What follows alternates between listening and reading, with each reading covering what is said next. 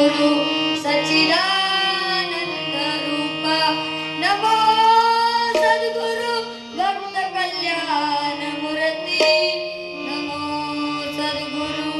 भास्करा पूर्ण कीर्ती मस्तक हे पायावरी या वारकरी संतांची या सेवे लागी सेवक झालो तुमच्या लादलो निज चरण महायोग पीठे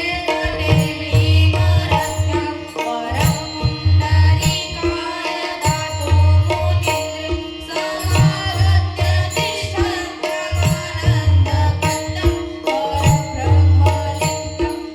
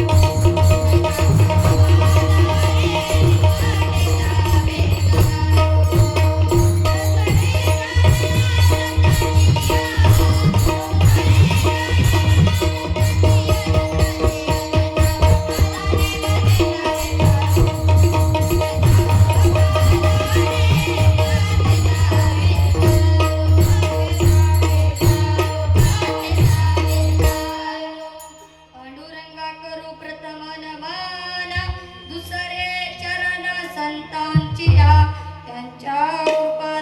कथेचा विस्तारू बाबाजी सद्गुरु दास तुका जयांची केली स्मरण होय सकळ विद्यांचे अधिकरण त्याची बंधू श्री चरण श्री गुरूंचे हे नमस्कारो नि आता नमोरंग भूमिका कीर्तने उभी होती लोका टाळ मृदुंग श्रोते देखा तया माझे दंडवत ऐसे नमन करुनिया सकळा हरिकथा बोले बोबडिया बोला अज्ञानी म्हणूनिया फुलिया बाळा चालवी सकळा नावा मने नमो ज्ञानेश्वरा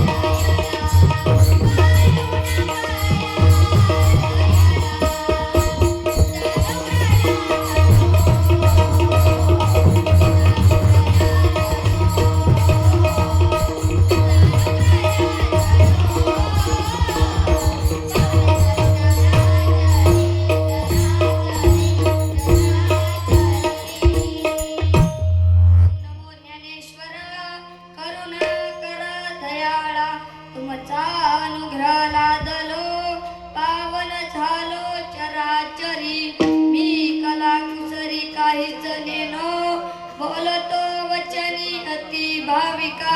एका जनार्दनी तुमचा दास त्याची आस पुरवावी विठ्ठल विठ्ठल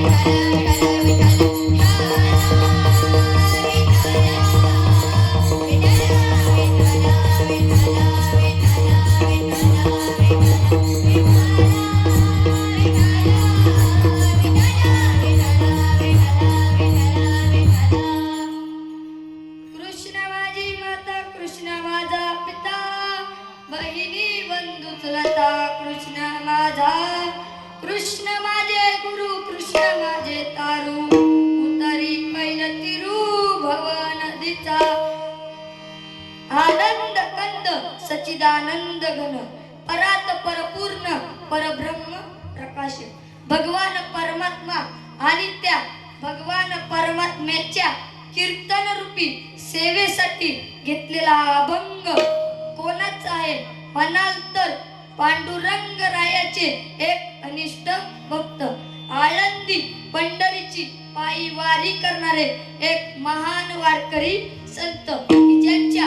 अभंगाच्या वया इंद्रायणीच्या डोहात दगडासहित तरल्या ते संत विश्वमान्य विश्वभूषण विश्व अधिकारी की ज्यांचा गाथा हा पंचम वेद मानला जातो असे असणारे श्री क्षेत्र देहू निवासी संत. आता देहू निवासी संत म्हटल्यानंतर कोणते संत बरं आजोबा तुम्ही सांगा कोणते संत हा तर तुकाराम महाराज. बरं आजी तुम्ही सांगा कोणते संत कोणते संत